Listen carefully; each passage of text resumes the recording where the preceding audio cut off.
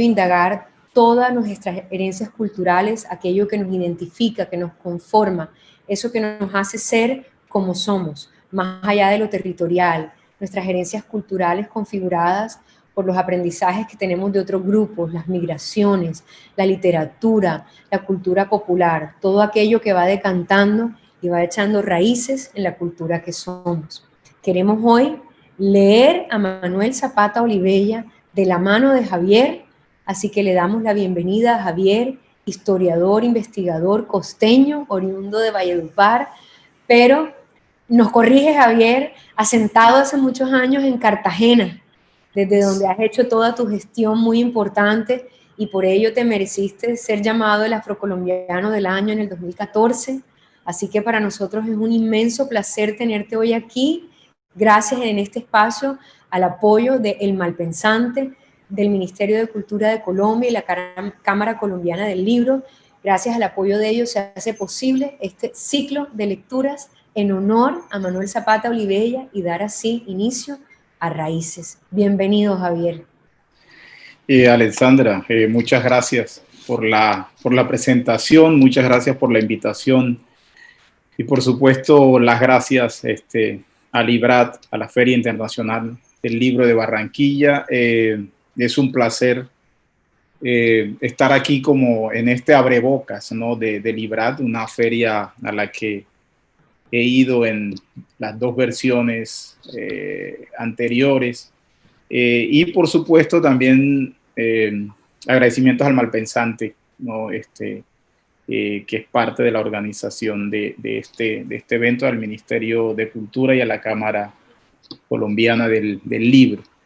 Sí, nací en Valledupar, hice el bachillerato allá, viví hasta que acabé el bachillerato, pero luego me vine a Cartagena a estudiar, iba todas las vacaciones, entonces digamos que el corazón está ahí bien dividido entre Valledupar y Cartagena. Cartagena es una ciudad, por supuesto, como tú decías, donde he desarrollado gran parte de mis estudios y es como la base, a pesar de que me he movido por otros lados.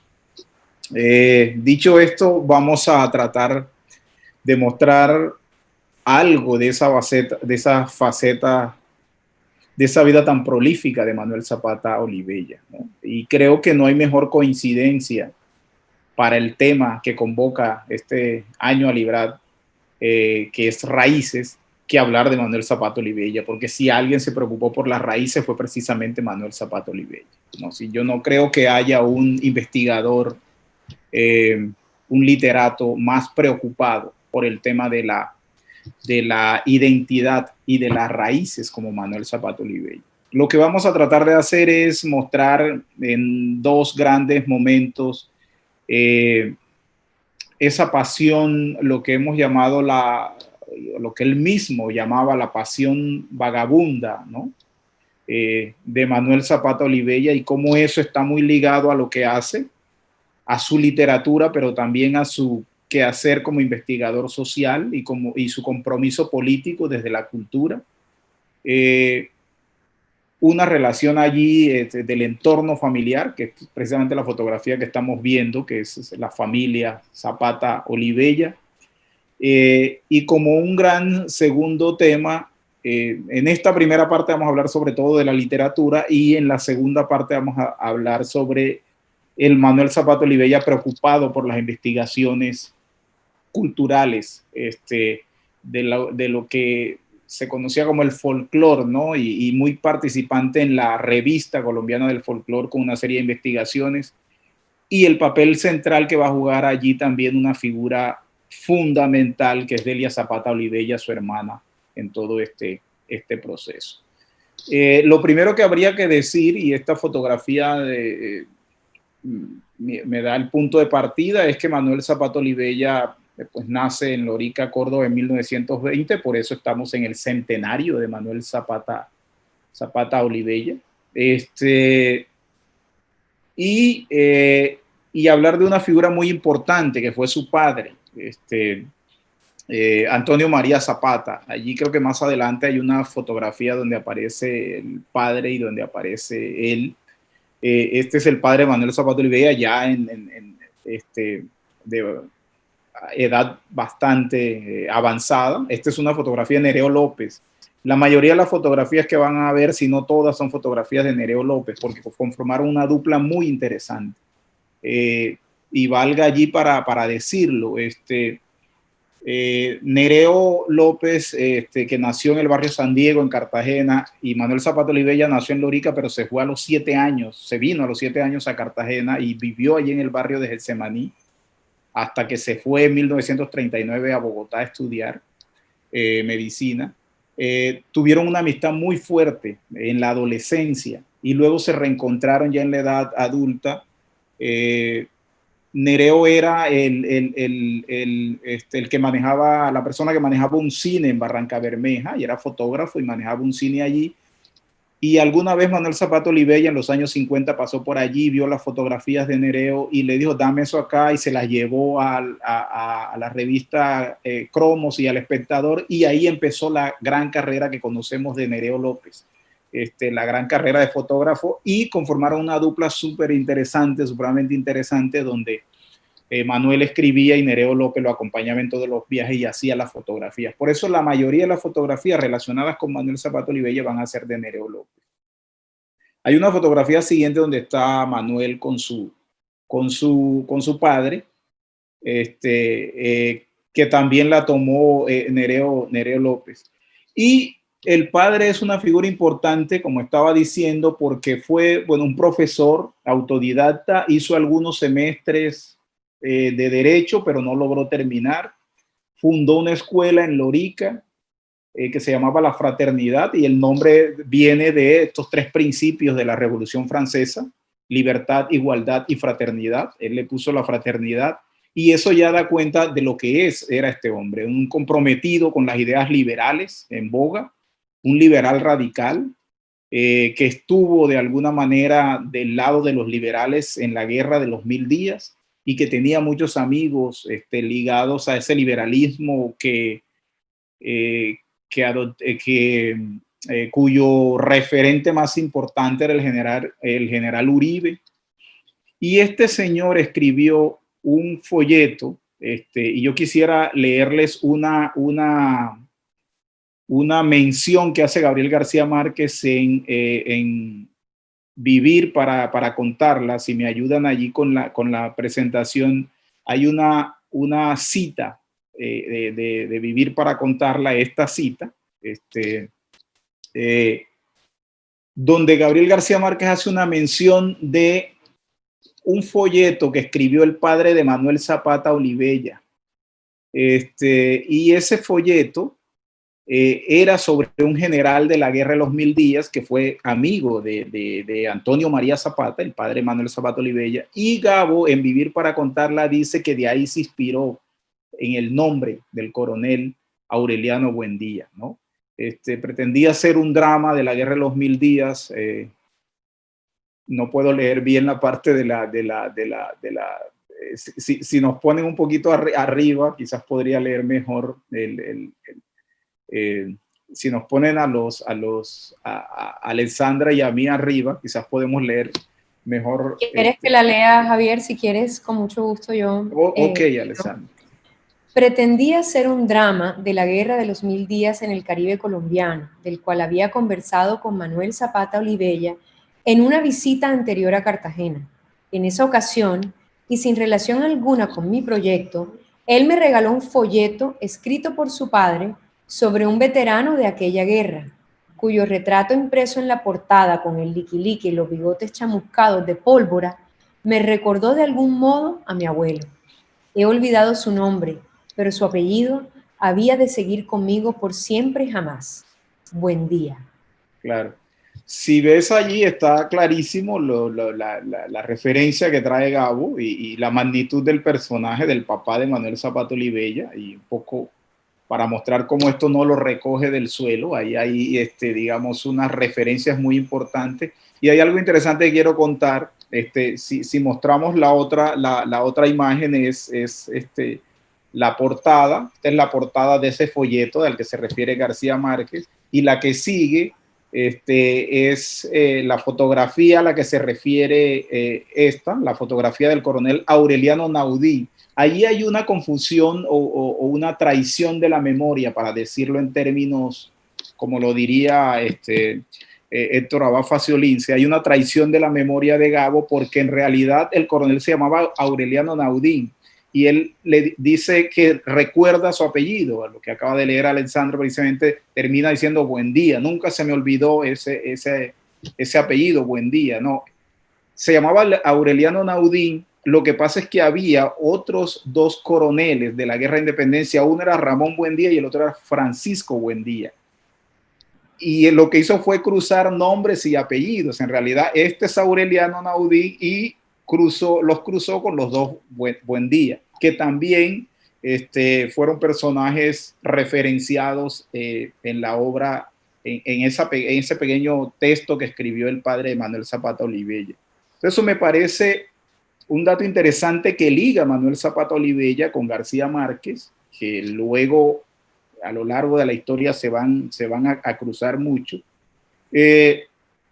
Y lo que hay en Zapata Olivella desde el principio, yo les decía que Manuel Zapata Olivella se va a estudiar medicina a Bogotá en 1939, y hay un libro que acaba de editar, porque era un libro que estaba inédito, estaba el manuscrito. Tuve acceso al manuscrito y parece que ya la Universidad Javeriana lo acaba de editar, un libro que nunca se editó, que se llama Tambores de América para despertar al viejo mundo, donde Manuel Zapata Olivella narra ese viaje que hace por el río Magdalena, ¿no? Y cuando uno lee eso, se parece mucho a la descripción que luego García Márquez va a hacer de ese viaje que él también hace cuando se va a estudiar al colegio de Zipaquirá. Manuel Zapata Olivella era mayor unos cuantos años que Gabriel García Márquez, y se terminan encontrándose en Bogotá también. Terminan allí estableciendo una relación. El Bogotazo los va a unir también, porque ambos se vienen huyéndole al Bogotazo, ambos se ven antes del Bogotazo e incluso se ven en medio del fragor del Bogotazo. Lo que quiero señalar es que Manuel Zapata Olivella siempre tuvo una pasión vagabunda, ¿no? una necesidad de moverse, ¿no? de moverse para encontrarse, ¿no? Esa es curioso, porque muchos de los primeros textos de Manuel Zapata Olivella son textos donde habla de esa pasión vagabunda, pero cuando referenciamos en Colombia los libros de viaje no incluimos a Manuel Zapata Olivella. Quizás porque siempre estamos pensando en Manuel Zapata Olivella comprometido con las luchas políticas, culturales alrededor de la población afrodescendiente. Pero cuando hablamos de literatura, de viajes, no incluimos a Manuel Zapata Olivella, y como vamos a ver, los textos de Manuel Zapata Olivella son unos referentes fundamentales, y podemos continuar con las que están allí. Hay algo que él señala en el libro que se llama Pasión Vagabunda, que publicó en 1949. Y es que él va donde el médico, y el médico lo que le dice: miren, usted lo que tiene es un deseo infinito de ser. Es decir, usted tiene que ser algo, usted tiene que moverse, usted tiene que explorar. Y allí decide desarrollar esa vida de vagabundo, y en esa vida de vagabundo primero intenta, seducido por la lectura de La Vorágine de José Eustacio Rivera, se va hacia los llanos, quiere llegar al Amazonas, quiere cruzar del Amazonas a Brasil, pero por miedo a la fiebre amarilla, al paludismo, decide regresarse otra vez a Bogotá, llega a la universidad, pero sin embargo no se le quita de eso de la cabeza de salir, de explorar, y decide irse a Buenaventura para embarcarse de polizón, porque no tenía un peso para hacer eso, para embarcarse de polizón y llegar a Argentina o a Chile. negocia como con el poco dinero que tiene, lo negocia con un marinero que le dice, bueno, sí, llega a tal hora que va a salir un barco, y cuando llega el marinero que está allí le dice, ah, mire, aquel negro que está allá es el negro que se quiere colar en el barco. Entonces se frustra también ese viaje, ¿no? Todo eso que les estoy contando lo narra en ese libro, en Pasión Vagabunda. Eso sucedió en 1943. Hasta que al fin decide venirse a Cartagena y sale por Cartagena a Panamá y atraviesa toda Centroamérica a pie. Es decir, la atraviesa a pie hasta llegar y está en Centroamérica, llega a México después, vive un tiempo en México trabaja, escribe en México, escribe en una revista, logra que le den una credencial de periodista y eso le permite pasar a los Estados Unidos y está en los Estados Unidos un tiempo. ¿No? Eso hace, y si quieres podemos ir pasando, yo te aviso cuando. Eso hace, esta portada me encanta porque se podrán dar cuenta pues de lo rudimentario que es, ¿no? De lo precario que es todavía la edición. Es la edición, la primera edición de Pasión Vagabunda de 1949. Allí ya había escrito Tierra Mojada, que es su primera novela, la escribe en 1947. Y es importante señalar que estas novelas son de ese periodo de vagabundaje, ¿no? Zapato Olivella sale en 1943 por Panamá, como les decía, en el recorrido ese por Centroamérica, llega a México, luego a los Estados Unidos, sale en 1943 y regresa en 1947. Apenas regresa, termina la carrera de medicina que había suspendido, publica Tierra Mojada y 2 años después publica Pasión Vagabunda. Es decir, esta novela y este libro de relatos se cuajan en ese periodo del vagabundaje. Quería leerles una descripción que hace un escritor también muy importante, que es Germán Espinosa. Esta es una descripción de Germán Espinosa. Creo que le voy a pedir otra vez el favor a Alessandra. Le va a tocar ese papel en la presentación. Con mucho gusto. Y luego te tengo una pregunta. Ok. Dice, frisaría en los 12 años cuando el suceso tuvo ocurrencia. Aquella primera edición que conservo todavía era de 1949.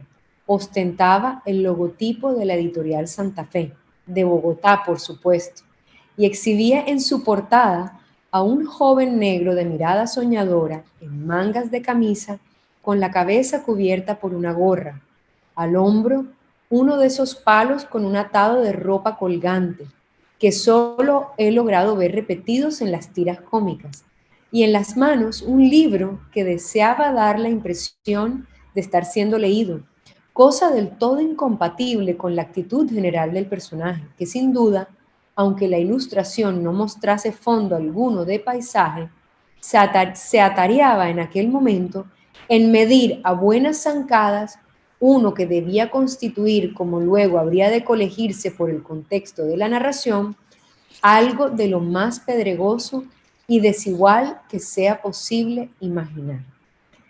Te hago una pregunta antes de cuando nos enseñaste esa carátula, pues ubicándonos en esta época, me pregunto, alrededor de los 40 y los 50, ¿cuál podía ser el tiraje de una publicación como esta? Es decir, también tratando de entender un poco qué tan difundida fue la obra de Zapata Olivella mientras él la produjo. No tenemos, digamos, en ese entonces, no ocurre como hoy en día que un escritor nuevo tiene la posibilidad de imprimir miles de ejemplares que salen a distribución inmediatamente y se difunden, digamos, por todo el territorio. En ese entonces, ¿qué tan inmediata era esa acogida entre el tiempo de publicación y el tiempo de recepción para generar tal vez un conocimiento de quién era Manuel Zapata Olivella en su época?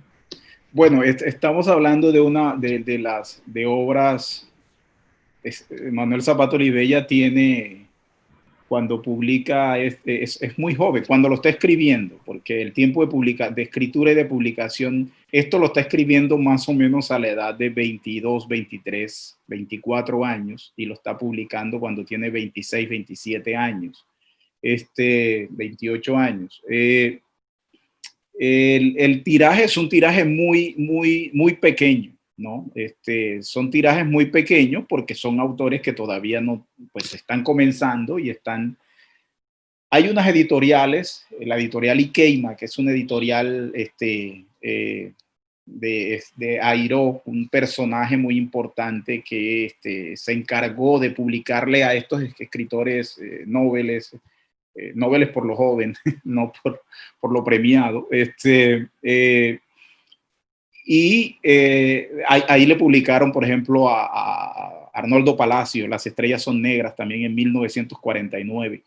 Entonces son tirajes pequeños, a veces ellos mismos les tocaba vender su obra, andaban con ella debajo del brazo vendiéndola, 500 ejemplares, 300, 200. Esa obra, a propósito, eso que acabas de leer es parte del prólogo que le hace Germán Espinosa cuando el Ministerio de Cultura, en el año 2002, le da el reconocimiento a Manuel Zapata Olivella como el personaje del año y reedita Pasión Vagabunda. Le encargan a Germán Espinosa el prólogo, y una de las cosas que dice Germán Espinosa es que ese ejemplar lo vio en la casa y tenía el sello del Consejo de Cartagena de Indias. Entonces Germán Espinosa dice, seguramente Manuel trajo esos ejemplares para que el Consejo les comprara algunos ejemplares como se estilaba en el momento, y ahí garantizarse unos pesos con ese tiraje, con esos cuantos libros que el Consejo compraba para regalarlo a alguna gente. No sé, el Consejo podría comprar 50 o 100 ejemplares que le regalaba a alguna gente. O sea, tú ahí puedes tener la magnitud de esto, ¿no? Y además es un personaje muy metido, ¿no? En ningún momento se considera un bestseller ni nada, todo lo contrario, es alguien. Esta foto además es una foto que, si tú ves la portada que vimos ahorita, es una foto que se desprende, la portada se desprende de esta foto, que es una foto que también hace Nereo López, que lo retrata en su... Sí, hay algo, por supuesto, allí de construcción, ¿no? Del vagabundo, pero lo era, es decir, andaba a pie. Hay una escena donde describe cómo va en un vestido de paño saliendo de Bogotá, y un camión lo recoge porque dice, debe estar perdido, ¿no? Este tipo vestido así que hace por estos lados. Se quería venir, por ejemplo, de Quibdó a pie hasta la desembocadura del río Atrato, y no lo hizo porque el río Atrato está lleno de pantanos por los costados, selva, pantanos, difícilmente podía hacerlo, y terminó viniéndose en una embarcación donde le dieron allí un espacio. Entonces, estamos hablando de un personaje que se recorre al país en ese vagabundaje y que también sale al exterior en ese proceso de vagabundaje. Hay un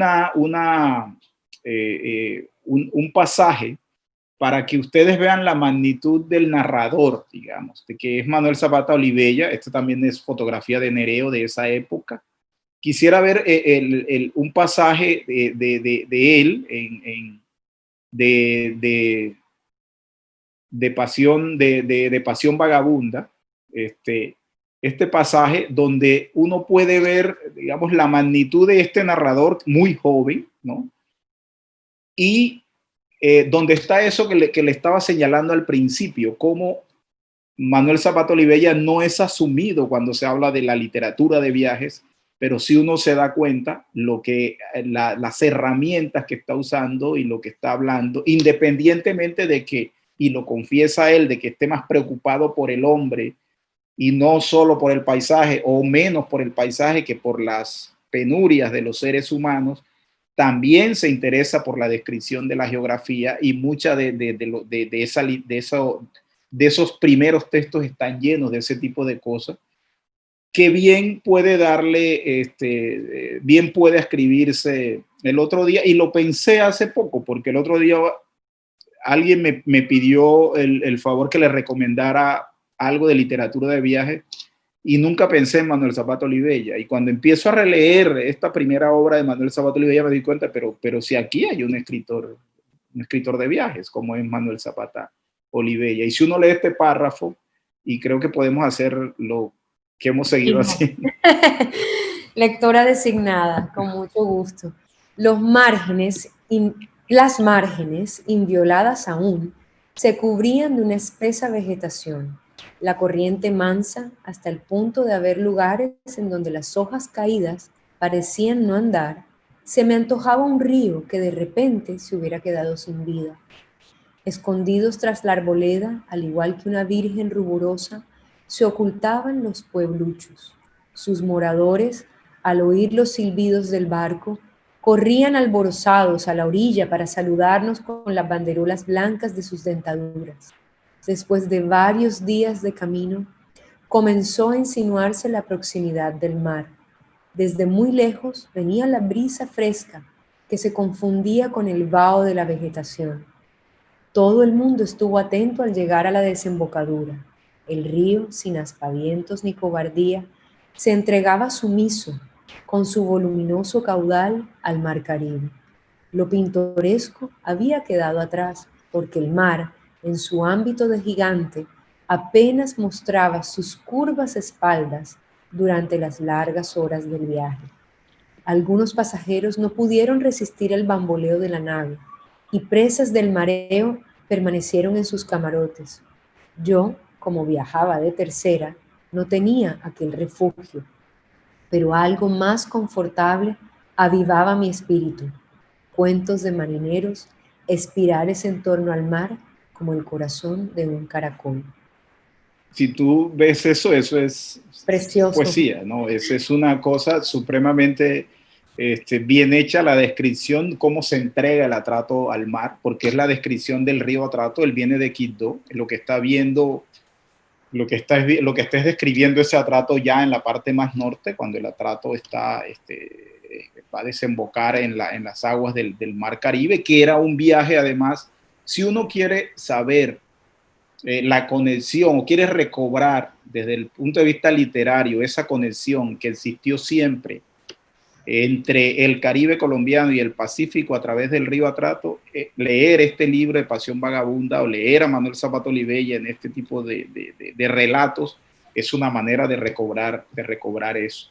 Y creo que no se trabaja al Manuel Zapata Olivella desde ese punto de vista, que creo que es donde quiero llamar la atención, porque nos habla de una región que existía incluso por encima de las fronteras del Estado-Nación, ¿no? Estamos hablando de una región del Gran Caribe, de la conexión con el Pacífico y de la relación con Panamá, porque es una misma región lo que se está tejiendo allí.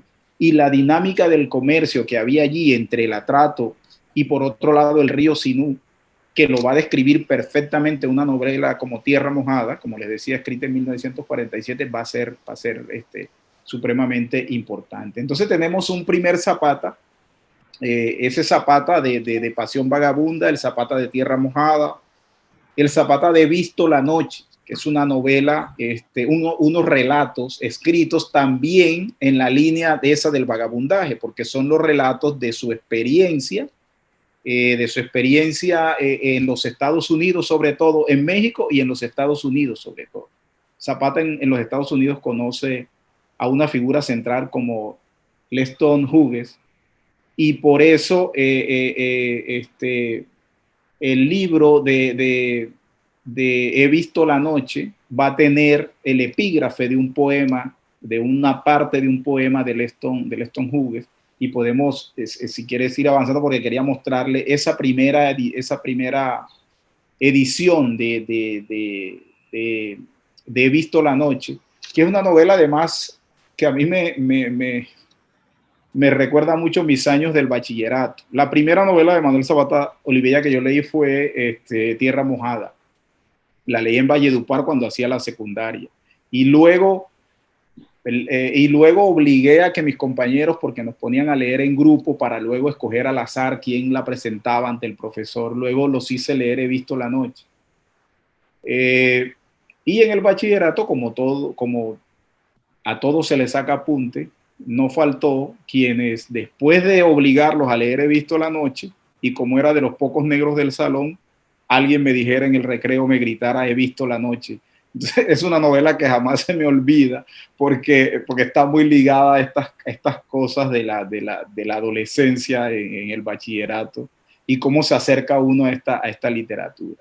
Entonces, me gustaría, si podemos avanzar en lo de la presentación, solo para que puedan, bueno, este es el Zapata también vagabundo, vestido de arhuaco, el mestizaje, que es una de las preocupaciones muy fuertes de él, y hay que anotar que Zapata no solamente escribe de la población afrodescendiente, escribe sobre la población indígena. Esta es la primera edición de Tierra Mojada de 1947, de la editorial Espiral, que se parece mucho a la edición que hace de la novela de Arnoldo Palacio, que es también más o menos para la misma época, de 1949. Y está la novela, el libro de relatos He visto la noche, como les decía. Bueno, sí, déjame la parte esa. Esto me parece bien interesante. Manuel Sabato Olivella es un tipo que combina muy bien la literatura combina muy bien la escritura literaria con la vivencia de investigador, ¿no? de antropólogo, de sociólogo, ¿no? En la búsqueda, su proceso de correrías y de investigaciones. Esto está en tierra mojada y es un verso que se hizo muy popular, es un verso popular, pero que está basado en la realidad, en un momento, ahora no es preciso la fecha, pero en la bahía de Cispatá, o Cispata, como llaman algunos, encontraron una ballena encallada. Y cuando yo llegué a Cartagena a estudiar en la universidad, recuerdo, y todavía está en la colección, en la reserva del Museo Histórico de Cartagena, había o hay una vértebra de esa ballena. Y cuando yo leí cuando yo leí esto por primera vez pensaba que era un invento, pero resulta que es real, que era una parte de una tradición basada en un hecho real, y es que una ballena murió encallada en la bahía de Cispatá y Manuel Sabato Olivella la usa allí como un elemento literario para hablar de esa gracia en la construcción de versos que tienen estos personajes de Tierra Mojada. Y este es el final de Tierra Mojada, que a mí nunca se me olvidó esa frase final del viejo Goyo, sabía que el Sinú no lo permitiría. A mí me encanta ese final, creo que es uno de los finales que más se me ha marcado. Uno siempre recuerda algunos comienzos y algunos finales, por supuesto los de Gabriel García Márquez son emblemáticos, pero de Manuel Sabato Olivella me gusta mucho. Este es el final de Tierra Mojada. Alexandra, que es la lectora. Dice, entonces, leo desde arriba, Sí, desde arriba, desde arriba. Entonces, ¿cómo demonios vivió aquí Gregorio Correa? Preguntó. ¿Y cómo pretende vivir embarbascado en la bahía? Son cosas de brujo, doctor, contestó uno de los peones que rehusaban meterse en aquellos pantanos. Cosas de brujo. He aquí la verdad de aquella paradoja. El viejo Goyo y las familias de los secos subsistieron en la desembocadura con pura brujería, la que saben los hombres fuertes cuando están enfrentados al dilema de vida o muerte. Un verdadero milagro les permitió sobrevivir en tan precario medio, y otro, no menos sobrenatural, les animó a convertir en tierras habitables la cenagosa desembocadura. Ahora las dejaban para que otros, asalariados y sumisos, intentaran repetir la hazaña. El viejo Goyo sabía que el Sinú no lo permitiría. Sí, ese es el final. Claro, Tierra Mojada es toda la historia de una familia y de varias familias, digamos, pero que escoge esa familia para narrar todo el problema de la tierra y de cómo la gente en el Sinú es sacada. ¿no? de sus tierras, producto de la explotación o de la avaricia de los grandes acaparadores de tierra, de los gamonales, los latifundistas, etcétera.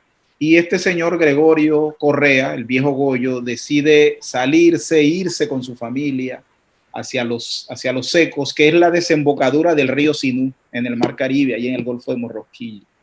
Unas tierras pantanosas, difíciles, sin embargo, este señor logra sacarle producto a eso. Luego ya lo sacan de ahí también y se va. Y lo que está, pero todo el que llega, mandados por Oliveros, que es el terrateniente allí, termina huyéndole a esa tierra. Entonces se preguntan cómo diablos este señor pudo estar ahí, pudo estar en esa zona, ¿no? Y por eso es que aparece la idea de, bueno, brujo, ¿no? La brujería que sale de la necesidad, de alguien que necesita la tierra de verdad, ¿no?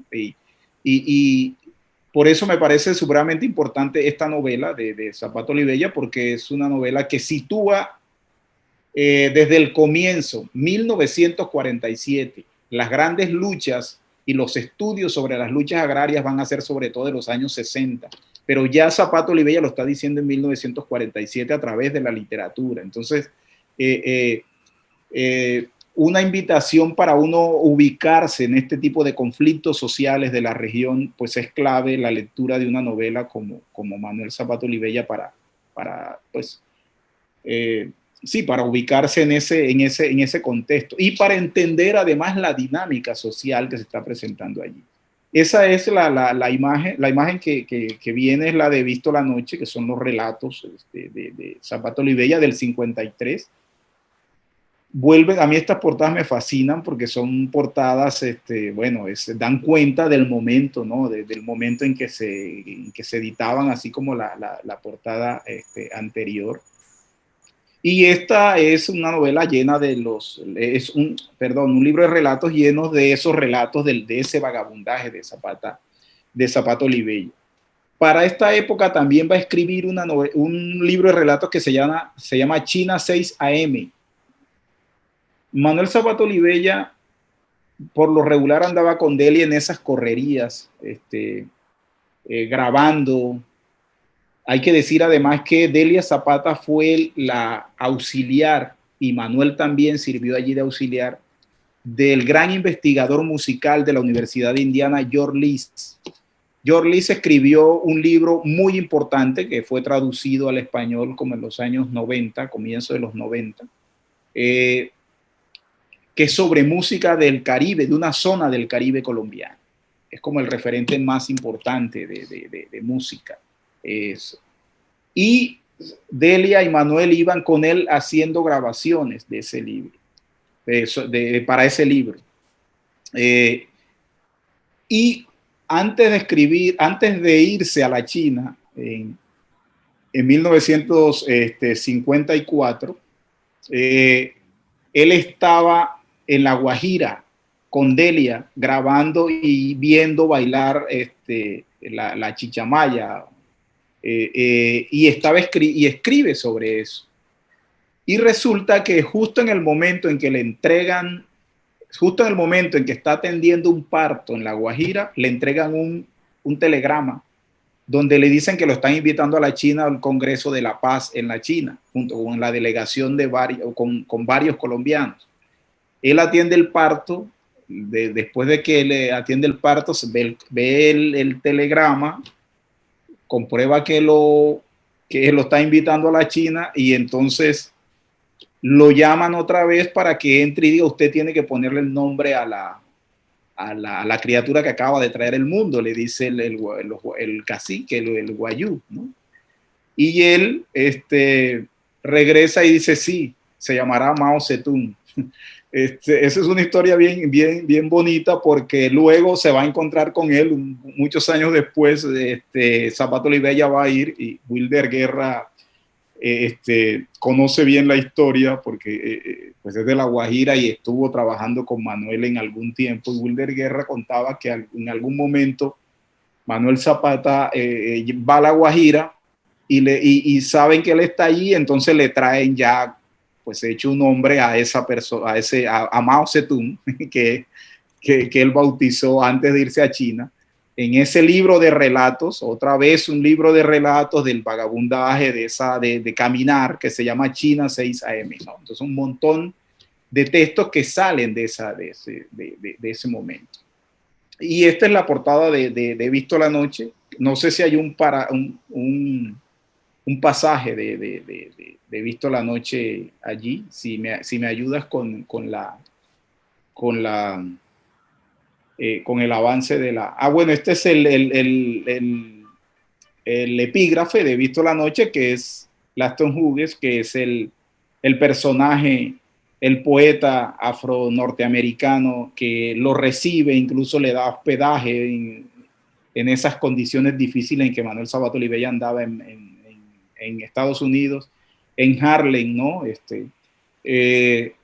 Y por eso pone ese poema, además porque pues es una parte que es un poema que refleja esa condición de vagabundo, esa condición de moverse, esa condición de visitar lugares, ¿no? Y el tema de que Glaston Hughes también era un vagabundo, digamos, alguien que usó los viajes y se nutrió mucho de esos viajes para escribir lo que escribió. Y eso le permitió, pues, convertirse en un referente ahí importante en todo ese renacer de Harlem, ¿no? Todo eso que se está desarrollando en Harlem, que de alguna manera toca a Manuel Zapata Olivella cuando visita a los Estados Unidos. Lo que viene después de eso, este es un pasaje de los relatos de He visto la noche. También, al igual que el pasaje que leíamos de Pasión Vagabunda, es una muestra más de esa capacidad que tenía Manuel Zapata Olivella de narrador. Y no es que los quiera cansar con ponerles pasajes de estos, es que sé que Manuel Zapata Olivella es poco leído y todavía es menos leído estos primeros trabajos que ya muestran, porque normalmente cuando nos referimos a Manuel estamos hablando de Chambacú Corral de Negros, de Chango el Gran Putas. Bueno, de Chango el Gran Putas se habla mucho sin leerlo y hay que ser... Mucha gente habla de Chango el Gran Putas porque ya es un referente, pero son pocos los que le han metido el diente de verdad a Chango el Gran Putas porque no es una novela fácil, es una novela escrita en clave de la diáspora y en clave yoruba, que tiene unos códigos, nosotros que somos de la tradición judeocristiana, que nos cuesta a veces digerirlos, pero que es un esfuerzo monumental. Más o menos 20 años se demoró Manuel Zapata Olivella escribiendo esa novela.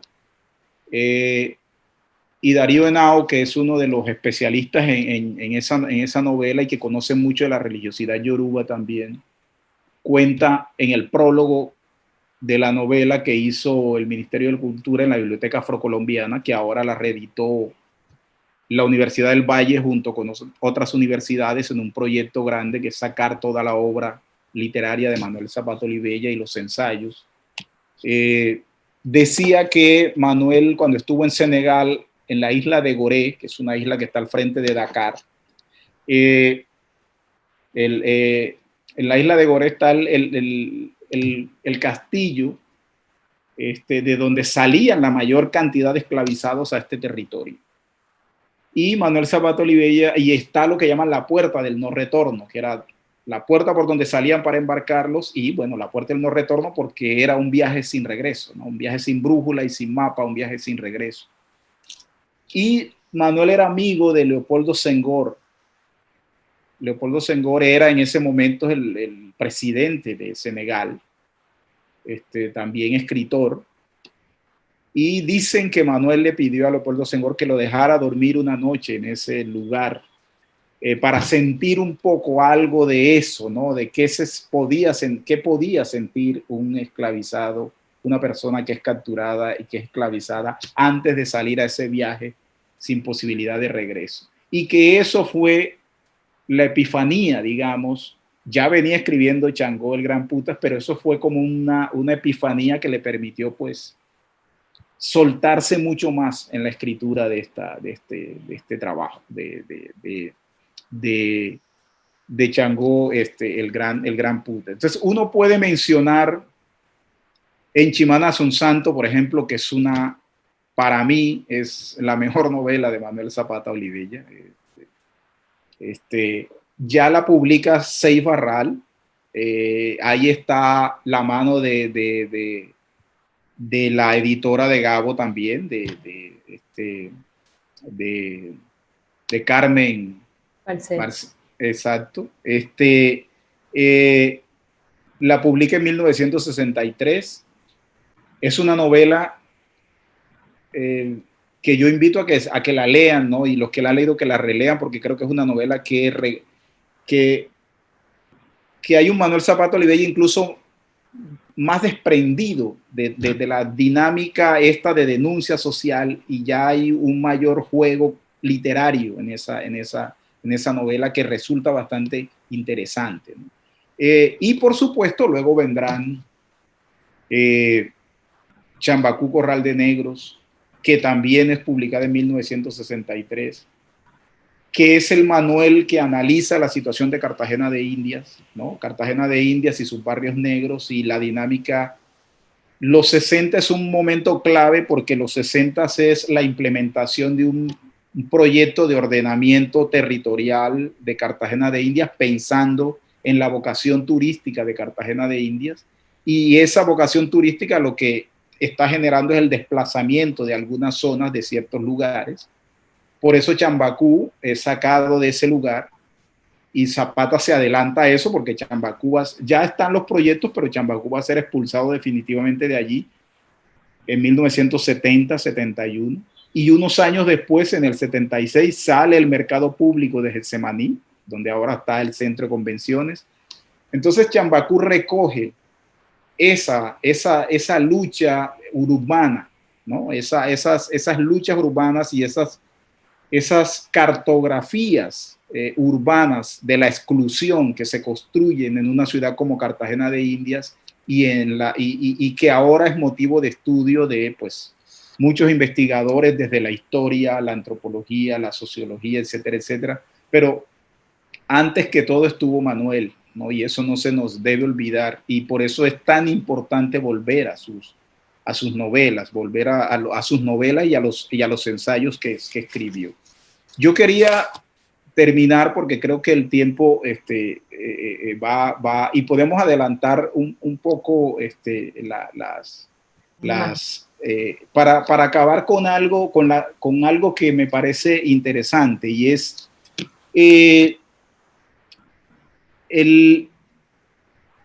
digamos, no hay un escritor o que hayas estado tan comprometido con la construcción o con la definición de las identidades del territorio colombiano como Manuel Zapata Olivella. Y lo he dicho lo he venido diciendo en varios espacios, todo esto que tenemos ahora de incluyente, de plural, de reconocimiento de la multiculturalidad, del reconocimiento de las minorías étnicas, se lo debemos en gran parte a Manuel Zapata Olivella. El espíritu de la Constitución de 1991 en materia cultural se lo debemos a Manuel Zapata Olivella, porque fue él quien empezó a sacar a relucir eso que él llamaba las historias de los pueblos analfabetas o iletrados o semi-analfabetas, es decir, la memoria, las músicas. Fue Zapata Olivella el que empezó a escribir, de los primeros que empezó a escribir sobre la importancia del porro, por ejemplo. Fue de los primeros que empezó a escribir sobre la importancia de lo que luego se llamaría música vallenata. Y hay que decir, además, que normalmente cuando hacemos el balance de los precursores en términos de la escritura y de la investigación sobre la música vallenata, normalmente no mencionamos a Zapata Olivella, pero escribió antes que muchos, ¿no? Antes de que habláramos de Francisco el Hombre, antes que escribieran, que Gabo escribiera lo que escribió, Zapata Olivella ya venía no solo escribiendo, sino organizando gente para llevárselos de gira por todo el territorio colombiano, como hizo con los gaiteros de San Jacinto, que es producto precisamente de esos procesos. Es decir, todas esas músicas que se convirtieron luego en las músicas de la identidad nacional, como el porro, como la cumbia, como los ritmos de matriz afro,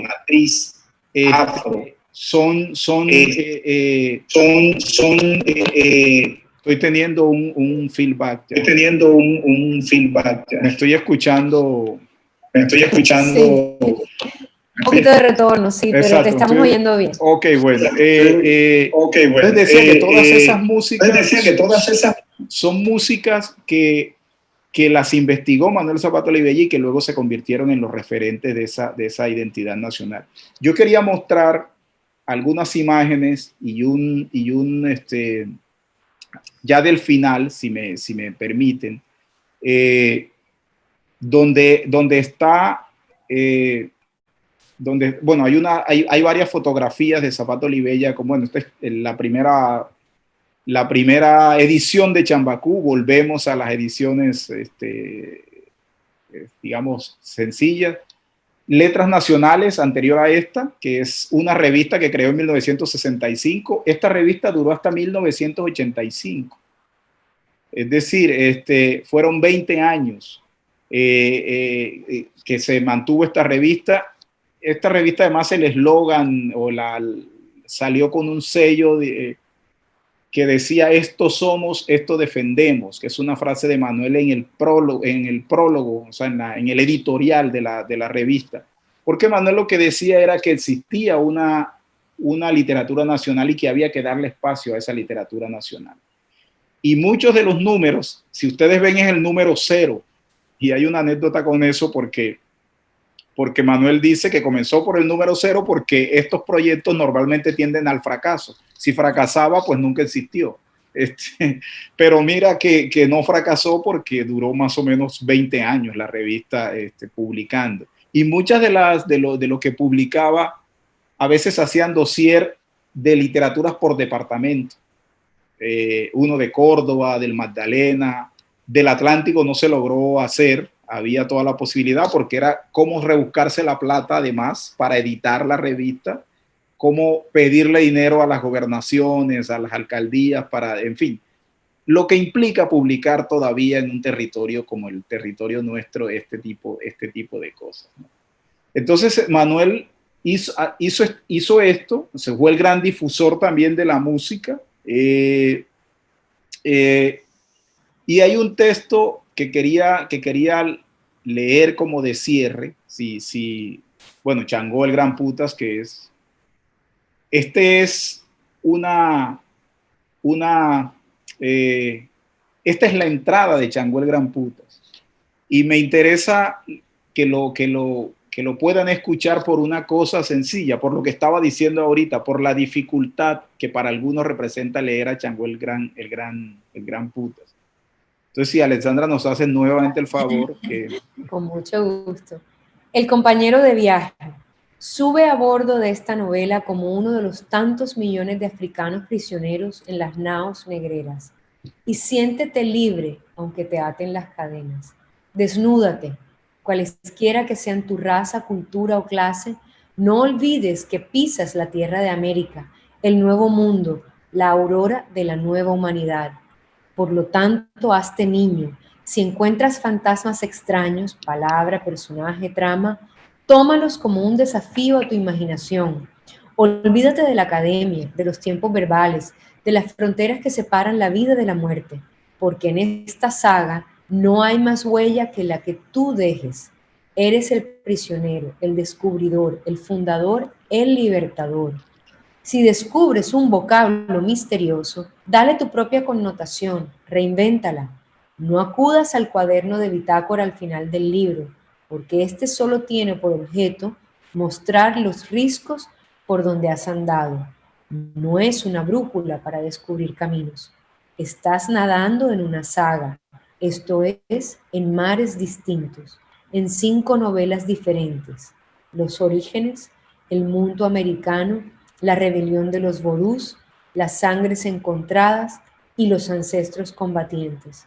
Todas ellas con unidad, protagonistas, estilo y lenguajes propios.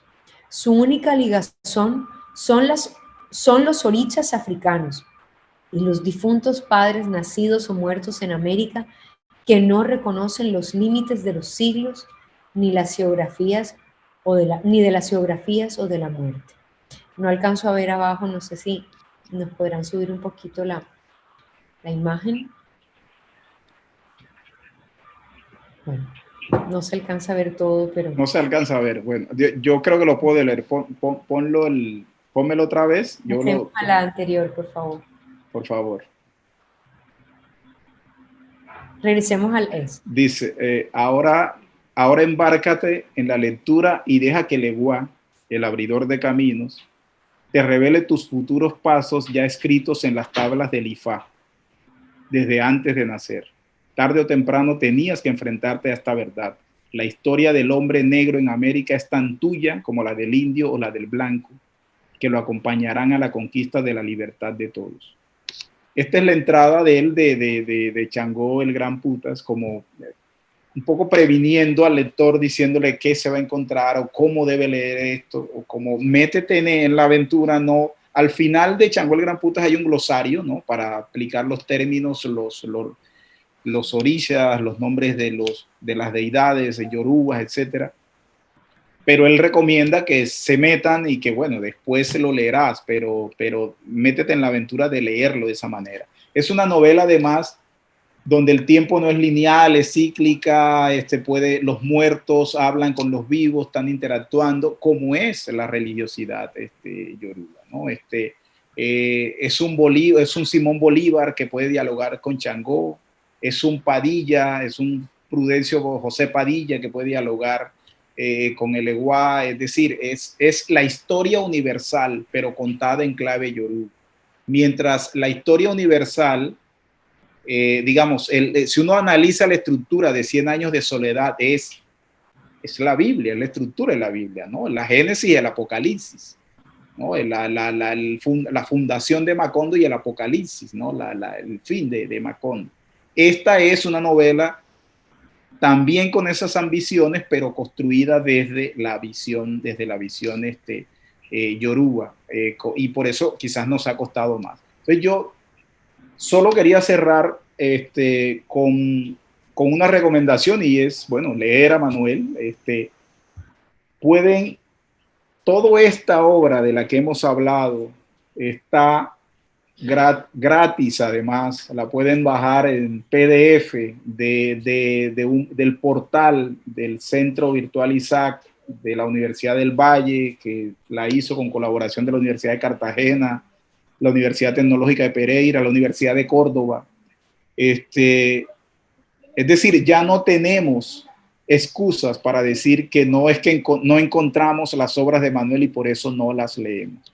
Y ahora están en PDF, digamos en virtual. Pronto seguramente cuando esta cosa esté un poco más neutralizada, van a aparecer en físico, y a los que les cuesta o nos cuesta leer en pantalla, pues podrán disfrutarla en físico.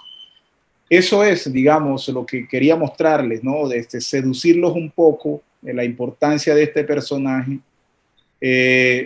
Mientras todos estaban hablando del porro como una música infame, de negros brincando, Manuel Sabato Olivella estaba diciendo todo lo contrario, ¿no? Estaba diciendo que estas son las músicas que se van a convertir en las músicas nacionales, como precisamente fueron.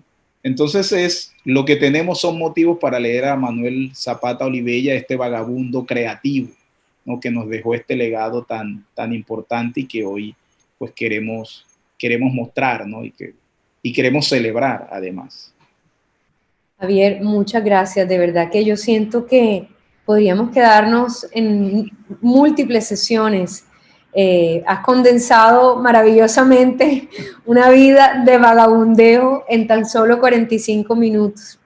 Yo quisiera que antes de que nos despidamos, hacerte como una pequeña reflexión, pregunta, y es que de alguna forma, pues hilando con lo que para nosotros es Raíces este año en la feria, me llama muchísimo la atención que una persona como él, en un tiempo en el que todo era más difícil, tal como viajar, desplazarse, no solamente al interior de Colombia, sino, digamos, recorrer Latinoamérica o digamos, Suramérica, llegar a los Estados Unidos, vivir en Harlem. Digamos que es como si él se hubiese adelantado a su tiempo. De alguna manera, una persona que además tal vez por ese carácter, digamos, lo que su vagabundeo le dio de amplitud en cuanto a la concepción del lugar del hombre negro, pero del hombre en general, dentro de un mundo mucho más amplio que las fronteras territoriales. Es decir, no sé si lo que diga es correcto o no, pero cuando uno se piensa desde su frontera, cuando uno se piensa solo como cartagenero o como barranquillero o solo como colombiano, de alguna manera su visión del mundo es mucho más limitada que cuando uno se considera como una parte más articulada de esa gran cultura mundial. Y el que Manuel Zapata Olivella hubiese repensado su posición de negro, pero también de colombiano, le permitió incluir a los indígenas, a los no indígenas y a los no negros, y además como referente también que puede compartir con negros que viven fuera de lo territorial, por ejemplo, hablándonos de música, de jazz, de toda esta diáspora que logró conocer en Harlem. De alguna manera me hace pensar y le da un mayor profundidad y relevancia a pensar que nuestras raíces definitivamente son superadas por lo que limita el territorio, que nuestras raíces deben, o sea, no es que lo hagan, es que deben, como lo ha demostrado el recorrido de vida que nos han hecho de Manuel Zapata Olivella, deben articular con todas esas otras culturas que están por fuera, para permitirnos ser un poco menos mente cerradas, más mente abierta y entender nuestro lugar en el mundo. Tú decías que cuando él escribe acerca de Chambacú, pensaba yo que en la década de los 60 en los Estados Unidos estaba todo este movimiento civil, Martin Luther King, todos los movimientos, y yo decía, bueno, ¿sería que él era consciente de esto? Funcionaban de forma articulada, él ya era antecesor mucho tiempo antes de todo esto, sí. Y realmente ese movernos, esa continua búsqueda, el no lugar que tal vez experimentaba él, al no sentir que podía estar anclado a un único espacio, ese no lugar le permitió hallar un mejor lugar y abrir caminos que lastimosamente hayan quedado, como bien dices tú, narrados desde una perspectiva solamente de esa literatura con unas limitaciones a su producción mucho más, digamos, de novela o que tocaba necesariamente con los modismos y las expresiones de una comunidad o de un grupo étnico específico, pero leer toda esta maravilla de literatura de viaje, realmente qué riqueza de expresión, qué cosmopolita en su visión del mundo. De verdad que has abierto este universo, por lo menos para mí, una lección absolutamente valiosísima que nos deja con ganas de saber más. Sí, bueno, lo has dicho, Manuel era un hombre universal, es decir, y era universal porque era caribeño, porque no hay nada más universal que lo caribeño. Y lo has dicho perfectamente, las fronteras son construcciones, los estados-naciones son construcciones, las fronteras de los estados-naciones son construcciones. Y para uno entender un hombre del Caribe tiene que entenderlo en una dimensión supranacional, porque de lo contrario nos estaríamos quedando cortos. Y ten la absoluta seguridad que Manuel tenía conocimiento de todo lo que estaba, porque antes que cualquier otro, Manuel tenía diálogos con lo que estaba sucediendo en el Caribe, con lo que estaba sucediendo en África y con lo que estaba sucediendo en los Estados Unidos. De hecho, en Colombia, en el movimiento que participó Manuel, en junio de 1943, que sacaron un manifiesto negro, que de hecho se declaró el 22 de junio de 1943 como el Día del Negro, se hace en protesta contra una masacre, contra unos obreros en los Estados Unidos. Es decir, es una conexión de este movimiento con lo que está pasando a nivel internacional, ¿no? Y Manuel y además sabía muchas cosas, sabía de todo. Sabía de música clásica, de música, obviamente de música popular. Era un hombre con un conocimiento muy vasto, muy sensible, muy digno, muy orgulloso, que quizás no se le dio el reconocimiento en vida que debió dársele, y que bueno, estamos a tiempo con la necesidad de leer su obra y de estudiar su obra como algunos ya vienen haciendo hace un tiempo. Bueno, Javier, muchísimas gracias. Sobra decir que quién más que tú para darnos este maravilloso recorrido, invitar a los que nos están escuchando a el otro jueves vernos por aquí mismo, por este mismo canal. Pueden registrarse para participar de esta sesión o pueden verla a través del Facebook o el YouTube de la feria.